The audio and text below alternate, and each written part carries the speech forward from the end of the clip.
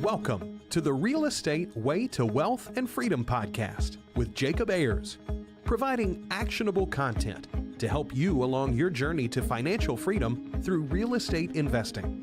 As the premier asset class, real estate has helped ordinary people just like you amass fortunes. The benefits of passive income from real estate investing will allow you to live a life you want. And now your host, entrepreneur, real estate investor, and apartment deal syndicator, Jacob Ayers.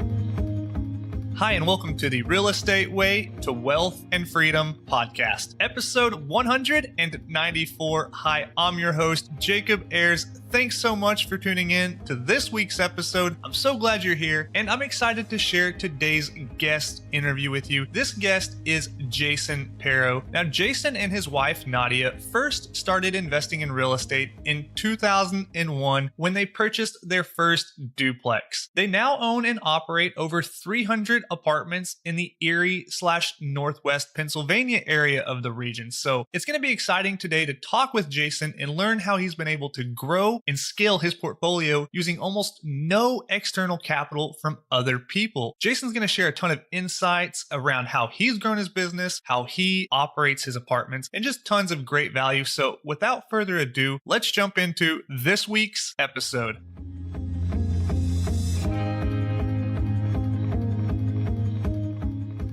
All right, today, welcome on the show, Jason Pero. Hey, Jason, thanks so much for joining us. Hey, Jacob, thanks for having me on. Hey, it's our pleasure. Well, Jason, for the audience members that don't know you, could you tell us a little bit about yourself, your background, how you got started in the world of real estate investing, and just kind of your journey up to this point? Sure. I purchased my first duplex in 2001. My wife and I bought it. I was in the corporate world. She was still finishing up college at the time. Bought our second and third rental property a year later, a week before our wedding. Both worked in pharmaceutical sales. I did that a few years, moved into medical device sales. Did that until 2012 when we got to about 300 rental units. So I quit my day job at that time. She had already been out of it for a few years. Fast forward to today, I've got 650 units, have another about 67 to 70 under contract, and I'm underwriting a 200 plus unit deal right now. So got a lot of things in the hopper. Recently started syndicating, done a lot of really creative real estate, creative financing, had some joint venture debt partners over the last couple of years. So done a little bit of everything in the space from single family homes up to large 80 unit plus complexes. Yeah, that's awesome. And I want to dig into kind of the back end of all those larger apartment deals you're doing. But first, walk us through like that very first deal, why you bought it, what was going through your mind at that time, that duplex. Not exactly the most common path to especially convince your wife to, hey, let's move into a duplex, right? And have some neighbors that are biased, constantly bothering us. So tell us kind of what was your mindset going into that first deal? So yeah, we did not house hack. We did not live in that. Oh, okay. Got it. No, I wish I did. I mean, that's one thing looking back, we could have saved even more money. But when I started getting interested in real estate, never knew much about making money or building wealth or those types of things. And I had an internship in college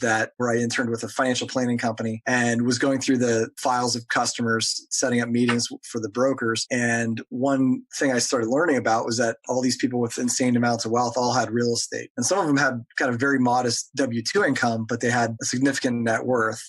But then there was high income earners like doctors and lawyers that had $700,000-$800,000 combined annual income, but almost a zero net worth. So it was a big clue. Said, oh, wow, people can make money at real estate. That seems like what I should be doing. Had my eyes set on buying rental property. And I just started asking like people at work, family, friends, anybody that I knew that had real estate. And somebody had said, hey, you should talk to, his name was Richard DeVore. And they said, hey, you should talk to Mr. DeVore. Him and his brother-in-law own a bunch of rental properties. I think the thought was, hey, they can talk you out of it. Didn't work, did it? Like, oh, you're interested in real estate? I have a duplex. He's like, it's a great business, especially when you're young. Let me show it to you. And it was like a $32,000 duplex in Erie, PA. It wasn't anything fancy. I still own it today. Put a lot of work into it over the years. But at the time, the rents were $350 a month. We bumped those up to $500 at that time. And they've gone up a little bit since then. But at the time, I said, wow, the cash flow I make on this property will pay for my student loans. And so it was addicting. I'm like, wow, that's awesome. So did it the old fashioned way, saved up money for the next down payment. And then the next property, I'm like, yeah, I think my monthly cash flow paid for my car payment, and just really started building it slowly that way. So it was a duplex one year, a duplex the next year, a 4-unit, a 7-unit, that type of thing. So started building slowly like that. And then every now and then a large project would come along, or potential private lender that would hold the paper for a large deal. So yeah, that's kind of how we got into it. And what age were you when you bought that first duplex? Almost 24. So like 23 years old. Yeah. Okay. So you got started pretty early. I did, yeah. And again, you're not making a lot of money at that time, but what we did do was save everything we could, lived really cheaply. When our friends were upgrading their homes and their cars and traveling a lot, we lived really cheap and saved everything we could into buying investment real estate. Yeah, that's awesome. And I think that's a common inhibitor for a lot of 23, 25, 28-year-olds out there, those young professionals. They see that duplex. It kind of sounds appealing, but they peel back the numbers and they look at it and it's like, okay, this thing might cash flow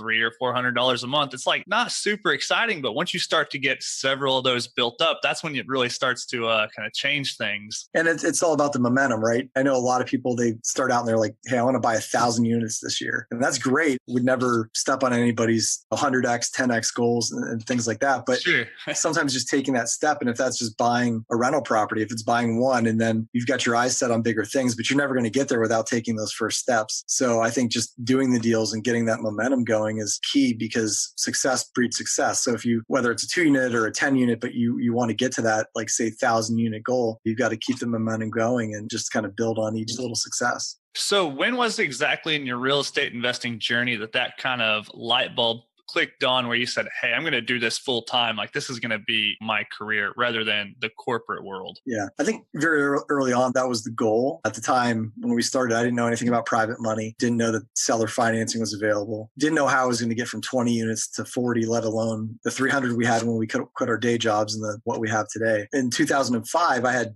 23 units under my belt, and I met a gentleman who was quote unquote retiring, selling off the piece of his portfolio. He said he would hold the paper. So it was my first $1 million deal, 1.1 million. He said, hey, if you come up with 10% down, I'll hold the mortgage on the rest. He held it was a 20 or 25 year mortgage, but I borrowed against my 401k, borrowed against savings, took a line of credit, all these things that the financial experts say you shouldn't do, but look, it worked. And if you have the discipline to do it, that's how it can be done. Sometimes you have to borrow against yourself to make it happen. So it was tight, but we did that deal and paid things down. And then that provided, that just amped up the cash flow to the next level. So I realized then there was a bigger way and a better way, because that was a lot of 4+ unit types of properties, so 4 to 14. And that just the kind of the economies of scale of running a 10 unit versus running a 2-unit really opened my eyes and said, okay, now I have to start focusing on bigger deals. But at the same time, I still had this mindset of not taking partners, not doing syndications. It was just like, hey, I don't want anybody involved, which I'm very glad we did early on, because I think it helped build a baseline of credibility. So when we did take on some debt partners over the last year or syndicate our first deal, it became way easier than I thought it would be to raise the money, because we had such a lengthy time of experience. It's not necessary.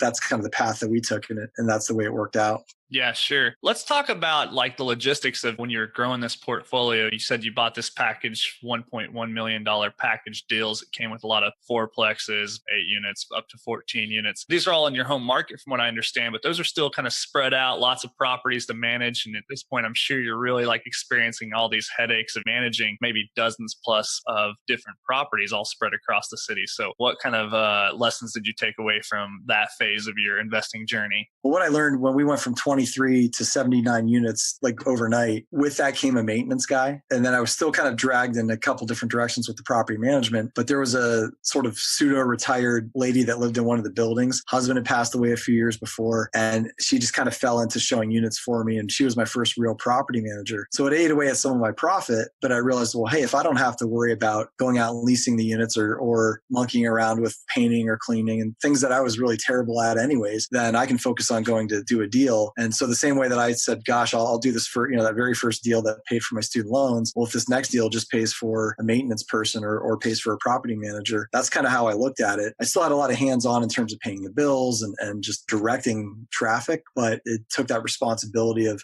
doing those tasks away from me so I could focus on my day job, focus on my family, that type of thing. Yeah. So when you're talking about the mindset it requires to grow from that very first duplex to now 650 plus units, walk us through what that that took? Like, what was your mindset? What were your goals? Kind of walk us through that. I can tell you honestly, early on, I didn't think big enough. I thought maybe 30 or 40 units would have been adequate. And it probably would be if I just kept my mind small and didn't want to do big and amazing things. So I started and kind of fell into like this personal development mindset when I was working at one of my corporate jobs. And that was one of the great things in corporate America was that one of the companies, I mean, it was culture where everybody was reading the latest personal development book and trying to have some sort of new catchphrase or new initiative they're working on. But one of the managers I had said, look, you really need to listen to Jim Rohn audiobooks, like get on this personal development train. And I like started journaling and thinking about goals. And I just got addicted to this whole like personal development mindset. And that really shifted my goal from like buying a unit a year or a couple buildings a year to kind of creating a better version of myself so I could be as big and bad as I ever wanted to be. So I remember setting my goals in my first journal and I look back and like everything I put in there from like 10, 12 years ago has happened. And it's pretty wild how thinking big, when I thought, hey, I'll have 500 units by 2017 and that happens, there's no way I would have known how that would have happened 10 years ago. It did. And so I think it's important to sort of model out what do the next 5, 10, 15 years of your life look like and really think big. I mean, I think most of us underestimate what we can actually achieve in 10 years, but you're going to overestimate what you can achieve in a day. We're always got these punch lists and checklists and you're never going to get it all done in a day. Yeah. But if you're like, hey, I'll buy 10,000 units in 10 years, it's such a long time that you could probably do more than that. You just sort of underestimate the long run and shortchange the short run. Yeah, that's awesome. And I think it's really important to talk about that mindset because that's kind of what it all starts with for you is listening to those Jim Rohn audio books and kind of developing that mindset. How long would you say you were kind of in that phase of really working on that mindset before you kind of started to gain a lot of momentum? Was it simultaneous? I'm sure to some extent it was. It's sort of like when I started diving into that, that's when deals definitely started coming my way. It was embracing this law of attraction, having an abundance mindset versus a scarcity mindset. And so I'd say that all kind of happened simultaneously. Now I was still grinding away like crazy at my day job and grinding away at trying to build the rental portfolio. But at the time, I think what seemed like major steps, I mean, it was so hard to go, if I added 20, 30 or 40 units a year, that was huge to me. And then now I don't think I look at any deal that's less than 40 units. So it changes and you just start thinking bigger. But I just realized that personal development has to be kind of a continual thing. I mean, sometimes you can overdose on it. If all you do is read personal development books and you're not actually living, then how are you going to get it done? And I see sometimes you see that a lot, like people will they'll join 10 masterminds, but if that's all you do is mastermind, then when do you actually have time to do deals or live your life? So I think it was, just sort of finding that balance and then embracing it. When you have that strike of motivation to listen to a couple audiobooks or blaze through a couple really good personal development books and journal, take that, but don't feel bad if you don't journal for a couple weeks or a couple months. I mean, you're going to go through these ups and downs and phases of when you get that kind of sparks of creativity. Yeah, I really love that. And it's like kind of what you said, it's a balance, right? So with that mindset, you need a little bit of it. Well, you need a good amount of it, but you can't stay in that phase forever and only work on those mindsets and go to those masterminds and things like that. Like you've got to actually put what you're learning into action and do things right before it's even worth anything. And I think it is super important to have network and have the mindsets and go to the conferences and have the masterminds and go to the conferences and things like that. But if that's all you do, you're going to have so much informational overload that you can't put it out there in the real world. So sometimes it's just about fire, ready, aim, just go do it and then figure out how to make it work later on. Sometimes it's better just to get out there and do the deal than it is to like just overload yourself with all the information in the world. Then you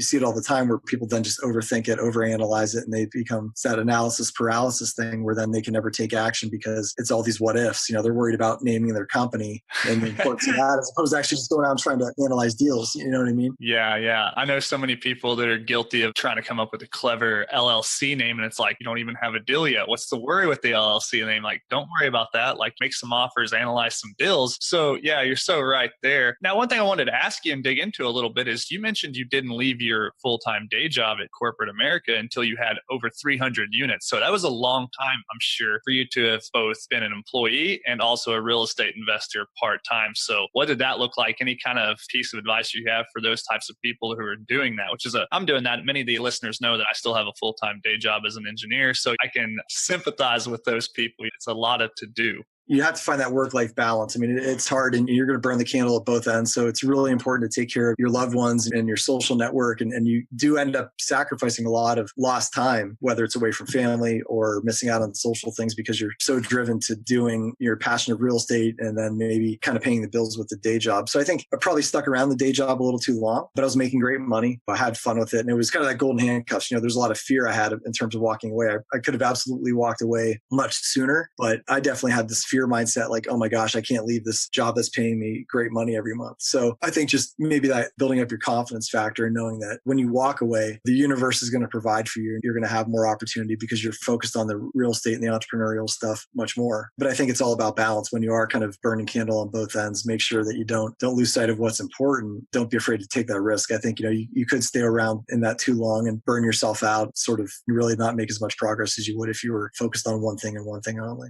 Yeah, sure. Yeah, definitely agree there. Well, when you're talking about like more of the nuts and bolts of real estate investing, what are some of the lessons you learned in growing from that first 2 unit to now over 600 units? Like what kind of strategies worked well for you? How did you, acquire these properties? You mentioned you did some creative stuff. So tell us about that. So early on, before I learned about the creative side, much more on the creative side of it, I started nurturing like realtor relationships, broker relationships, and that I wanted to be the guy for whatever type of deal I was focusing on. I wanted to be the guy that they came to if we were buying foreclosures and rehabbing them to rent out. I wanted to be the guy that the certain 2 or 3 realtors I worked with would come to. So I nurtured those relationships a lot. I nurtured my banking relationships. So when we had a deal ready to go, it wasn't a brand new thing that we had to start over from scratch on. I just wanted to make sure that they knew me and that we had a solid relationship on solid ground so that the deals could happen. And it's the same strategy, but on a bigger scale at this point. So I'm looking at bigger deals. So dealing with a different type of broker, but again, nurturing those relationships. They may not have a deal today, may not have a deal tomorrow, but when they have one or they think they'll have one, as a case in point right now, I have the first and only look at a property. Wouldn't really hit the market for another 2 or 3 years, but because of the relationships I built, I've got to first kind of look under the hood on it. And that's important because then I feel like I can take down the deal without any pressure of being in a competitive bidding war with somebody else. And then having that financial broker relationship where they're analyzing the deal and underwriting the numbers for me. So I don't even have to mess around with doing all that work of plugging it into a spreadsheet, our deal analyzer. They've already got that end covered for me. So that's just important, not just building the relationship, but building the friendship with these guys and gals. They're going to be people that you do business with, hopefully repeatedly over the years. So, just that's part of your team, part of the team building thing. And it doesn't happen overnight. I mean, sometimes it's awkward. You might be young and you're dealing with a banker that's 20 years older than you. But what happens is over the years, you go out for lunch, you go out for beer, you become friends, you see each other's lives evolve and you become more than just friendly, you become friends or better than social acquaintances. And so that's really important. And I think that especially if you're in a smaller market, there's nothing better than having that relationship to where, hey, they can call you up and you've got the deal in hand as opposed to it even hitting the MLS. Yeah, sure. It's one of those your net worth is your network things, right? Absolutely. Yeah. Well, I wanted to ask you also dig into this point is you're investing all in your home market, which is Erie, Pennsylvania. So tell us about that. And many people, when they reach the number of units that you have to be spread over at least like a couple markets or at least a bigger market. So you've managed to grow your portfolio in the Erie, Pennsylvania market, which I don't know too much personally about. So tell us, about some of the lessons learned there. Sure. I think it just started out naturally. I never thought it was an option to buy in other areas because I wasn't thinking big enough. People would say, well, would you ever invest in like Nashville? I'm like, well, why would I buy a duplex in Nashville? That was the small-minded thinking I had. I didn't think, well, yeah, maybe I would today if I was buying a 200 or 300 unit complex. So the deals we did, a lot of it was through networking with private sellers, through brokers that had relationships with private sellers. And so there's been a lot of runway in terms of buying the property that I wanted to own in my portfolio just in my hometown. And I said, well, it's easy enough. I can build a business where we self-manage and everything's self-contained. And so I like being close to everything we own. But at the same time, we are open to investing in other areas. Yeah, so I think that's one thing that most real estate investors kind of have in common is they're investing in real estate because it's like tangible, right? They want to be able to drive by it, see it, put their hands on it, as opposed to those paper assets, stocks, bonds, mutual funds, things, right? So I completely understand the inclination to kind of invest in your home market where you're comfortable at, and many people do. So you're just lucky enough that it's worked in your home market and you're in one of those markets where those numbers make sense for you. Right. When you look at analyzing a market, Erie's it's one of the slowest growing cities in the country. There's not a lot. It's going through a resurgence, but it's a blue collar town. The region's great. We're close to Pittsburgh, Buffalo, and Cleveland. So like an hour and a half from each of those cities. And I think like the Rust Belt in particular, and these sort of like smaller markets are oftentimes overlooked because really, you're investing in real estate for income or cash flow. You need to be looking at a market like that you can buy a property that actually makes sense. When people tell me they look at 4 and 5 cap properties, I don't care how nice it is. It could be an A-class property, but I have a hard time making money on it or the money I want on a a 5 cap. So unless there's some other play there like appreciation or some super crazy great value add, I like to buy to know that, hey, on the best day and the worst day, I'm still going to make money. And I think in your blue collar areas that are mainly renter markets, that you're going to be able to make money, kind of your metrics, nothing's really affected by the overall outside economy. So if the stock market drops, that's not going to affect your ability to rent your apartment in Dayton, Ohio, or Erie, Pennsylvania, or Buffalo, New York. I mean, people still work and they still need a place to live. Yeah, sure. No, it makes a lot of sense. And with that slower population growth or something, maybe that fends off some of those outside investors. They look at Erie, Pennsylvania on paper and say, nah, it doesn't look like a great market. And here you are over there living it, working it, making it work for you. So yeah, good stuff. Well, hey, I wanted to ask you, what type of advice would you have for someone who's wanting to grow their smaller portfolio through multifamily properties and kind of break into those larger properties? That can kind of seem like a pretty tough barrier for a lot of people out there. Maybe they've got some duplexes, small multis, but they want to break into that next level. What advice would you have for someone like that? I would say first and foremost, seek out a mentor, seek out maybe that mom and pop landlord that's been doing it for 20, 30, 40 years that has a really nice portfolio. And they're going to have a gem or two in that portfolio that maybe it's a 20 or 30 unit property that they're willing to hold paper on. They've self-managed it. They really enjoy the fruits of what real estate can provide, but they're tired. They're 60, 70 years old. They don't want to do the day-to-day management anymore. Sometimes that's the best avenue, and they're going to be a lot more flexible on their terms. They may just, hey, 5% down or 10% down. They'll hold a mortgage for 20, 30 years. That's an oftentimes overlooked strategy. And I think it will pay huge dividends for anybody. It worked for me. It's worked for a lot of people that I know that have gotten into real estate and kind of taken that step from one level to the next level. All right. Yeah, Jason, I definitely agree with you there. And yeah, I like to tell myself that if it were easy, everyone would do it right and there'd be no money in it. So,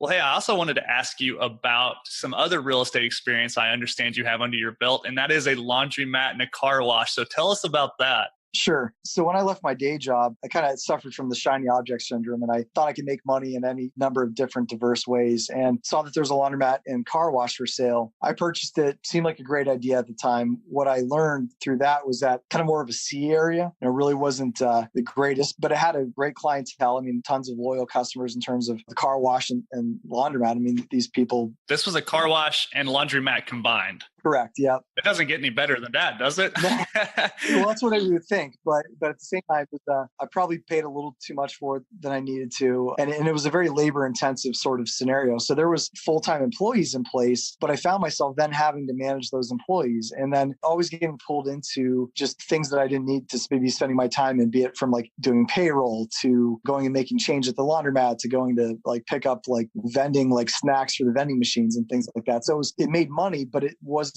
the same type of money that I would make by going and flipping one house or going and picking up one multifamily property. It made money. I kind of struggled with it for a few years because of the time factor. I was there every weekend, or I'd have to hire somebody or have somebody on my team go there to help the employees at the laundromat and car wash. And so it was really like buying myself another job, which was not the point of leaving my day job. The point was not have to have a real job. So I ended up selling that to, and I held the paper on it to my property manager who, he's growing his portfolio in rentals. He's looking for other streams of income. He's a little bit younger and has that drive and ability to juggle 100 things at once. And so for me, it just became like my kids are getting older and I just didn't have all of that extra time to do that. So I'd certainly recommend that to the folks that you're trying to create multiple streams of income. If you want to make an extra $1,000 a month, you can go and drive Uber, but are you going to do that for the next 50 years of your life? Hopefully not. And that was kind of the thing I saw with the car wash was like, and laundromat was that, yeah, I can make an extra couple grand a month, but to what end? I mean, I still have to work for it.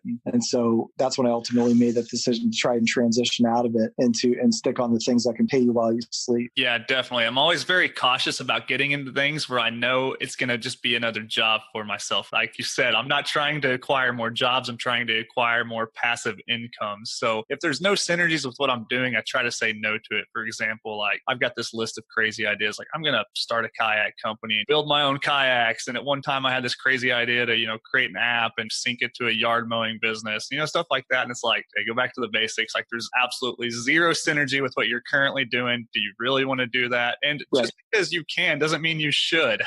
That's true. I mean, if you want another job, that's great. And there's nothing wrong with that. I know a lot of very successful people that have like 10 different companies and they work very hard at every endeavor they do, but they must get their joy out of working like 20 hours a day. I have other hobbies and ways I like to spend my time that, I don't want to be tied to just work for work's sake. I did that with the day job. So it's more about creating that passive income and continuing on that path of being able to make money while you sleep. Yeah, sure. Well, Jason, it's really kind of interesting to kind of see your path from that first duplex. And, we'll throw in this laundromat car wash in there, like your humble beginnings, to now over 650 units. So lots of lessons and takeaways that you provided. And I really like what you had to offer around the mindset. I think that's super important to the audience members listening out there. So yeah, it's just really cool to kind of hear someone like yourself who has nothing to promote, no incentive to tell people about real estate, your journey, and share with your experiences. So yeah, thanks for that a lot. Well, I appreciate that. Thank you for having me on. Yeah, definitely. Well, before we wrap up every episode with a lightning round, just a series of questions we like to fire at our guests. Are you up for it? Absolutely. Yeah, sure. All right. Well, the first question is, what was your biggest hurdle getting started investing in real estate? And then what'd you do to overcome that? I'd say the biggest hurdle was simply the money and age factor. So probably like a lot of your listeners, I was young, 23, 24 years old, didn't have any money. But I tell anybody that'll listen, I took the first $3,500 I ever made and saved and invested that in real estate. And it's hard for banks and other investors to take you seriously when you're that young. But if you read and take all the knowledge you can, you're going to earn your credibility really quickly. Yeah, definitely. I like that. Well, Jason, do you have a personal habit that contributes to your success? I do. I think a couple of the things that I do routinely, and I make it a part of my daily habits, is I try to exercise every day. I go boxing and do like some CrossFit type stuff, but even if it's just going to run or jump on the elliptical, but taking an hour of time for physical fitness, because that promotes your mental fitness. I try to read something every day. So I probably have like 10 books that I'm in the middle of reading. I jump around, and I think that's pretty common, but I try to kind of a personal development junkie and a knowledge junkie. So I'm just trying to learn, continually learn. And so if I read for 30 minutes a day. I mean, some days I read for 2 hours and some days I read for 2 minutes, but I try to make sure during the week that I average about a half hour a day of just reading personal development or business related books. Yeah, that's awesome. It's definitely addicting once you kind of open up that pop top, if you will, and dig into that world of personal development and finance and just all that stuff. So yeah. Well, Jason, do you have an online resource that you find valuable in your day to day? I do. And it's funny. And one of the things where I like to kind of spend some time, not too much, but there's got a couple different Facebook groups where there's a lot of knowledge and kind of back and forth questions. I don't necessarily have to participate in the conversation, but more of the thread of the question and the answers that come up and looking at the conversations that ebb and flow from that. So for instance, part of like Rod Cleef's Multifamily Mastermind group. Yeah, that's a good one. On Facebook. And we have one for our local REIA. There's a lot of them out there, and I think any resource you can get on Facebook, whether it's a group of 10 people or 20,000 people that are kind of throwing questions out there about deals or just even how to approach some of the day-to-day aspects of the real estate business is hugely rewarding. But I would say that you want to jump on somewhere where nobody has anything to sell. If it's a scenario like that, then you're just going to get a lot of people pushing things on you as opposed to really trying to provide help or provide value.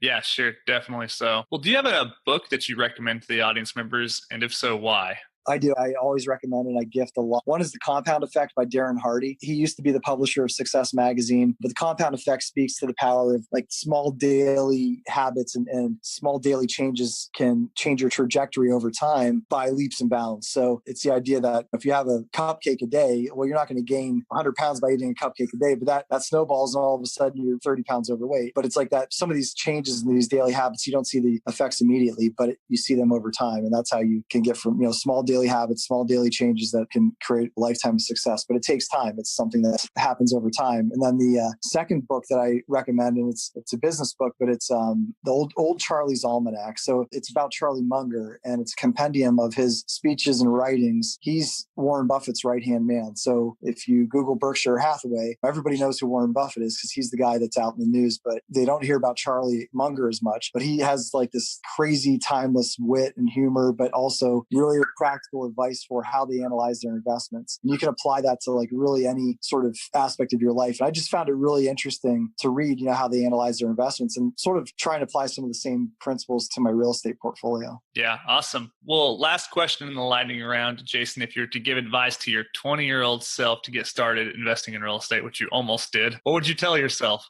I would tell myself to think bigger, but be patient. I think a lot of times you can become so obsessed. That's all you think about, all you do, and you sort of lose sight of what's important in your life. And so I'm having way more success now at age 42 than when I was 23, but I don't have to obsess about the real estate business to a fault. It's just what we do and who we are, as opposed to just trying to live, eat, breathe, sleep to stuff to a fault, to where, maybe you annoy your spouse or you annoy your friends because that's all you do. You can create some balance to it. And so I think that's probably just the thing, would be create a little bit more balance in your life when you're younger. Yeah, it's definitely an area of my life that I recognize I need to have a little bit more balance. I actually just did a Friday Fundamental short episode on the podcast about balance between health, wealth, and happiness recently. So yeah, rings true, and definitely valuable advice for the listeners out there. Well, Jason, as we're wrapping up here, I'm sure the audience members would love to learn more about you, connect with you, reach out to you. Where's the best place for them to find you at? So 3 easy ways. I don't have anything to sell. So they can find me on Facebook on my personal page, just Jason Pero. They can find my LinkedIn profile personally at jasonpero@yahoo.com. Awesome. Well, Jason, hey, thanks so much for coming on the show today. It's been a lot of fun talking with you and getting to know you. Look forward to having you back on sometime in the future. Thanks a lot. It was a pleasure, Jacob. Yeah, absolutely. Well, take care, Jason. Thanks, man. Have a great day. You too. Bye.